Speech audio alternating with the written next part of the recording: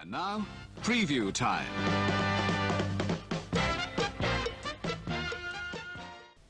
Oh, look at all the... Listen, why has your logo got the water effect? They say that water and electricity don't mix. Yeah, you've got all these frequency things there and like dishes and shit. And you've got like a water effect that you deliberately added to the image to make it look like it's water. Look. You see that? So there's a connection, is there, between water? M3HA hydro. What's going on here? Eh? You might like it around the ring way, yeah? You might. Let's have a look at this video you put up earlier. Listening sites. This one's called the elephant cage. That's what they say it is. The elephant cage. They've all got funny names, you know. They've got bird names. You know, elephant cage. Remember my elephant, Nelly the elephant, the other day? A video. Yeah. Number stations. It's all about numbers. Numbers. It's just numbers and codes. It's nothing. You don't need to worry about it. It's just numbers and codes. It's just data. It's just data. There's nothing else to worry about. Is there, Mr. Ringway? So yeah, let's look at these videos. Quickly.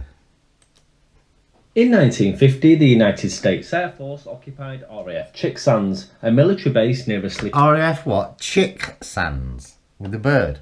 village of the same name in the county of And the village calls that as well, is it? Bedfordshire in the UK. That's not suspicious. Supported by the RAF, they established a signals listening post there.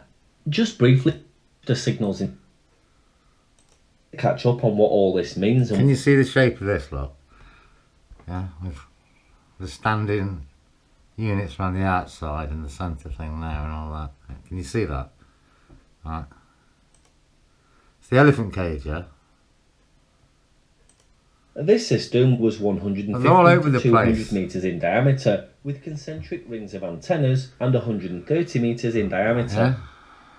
Some of the locations were joint 60s and 70s. They're High all- altitude surveillance systems enabled the Soviet intelligence and military agencies to not only identify the direction a signal was coming from, escape that are in most cases being reclaimed by nature.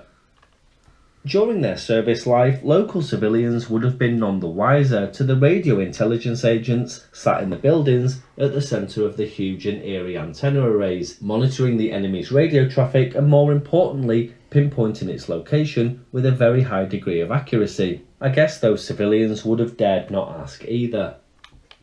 So let's take a tour of the Thick 8 and Fix 24 radio sites of the former Soviet Union and see what, if anything, remains. Soviet Union again.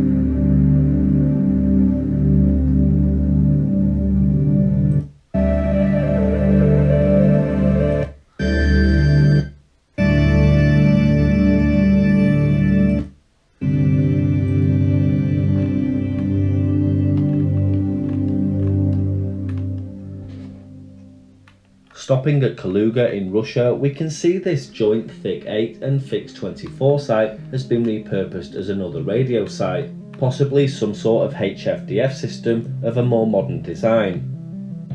This site in Kaliningrad in Russia is another interesting one because despite the fact that the array is long, There seems to be a lot of them in Russia. Is another Wollenweber circle. Why is there so many in Russia? Duga radar establishment. Oh, it's connected to Duga. And pagans and Slavic paganism.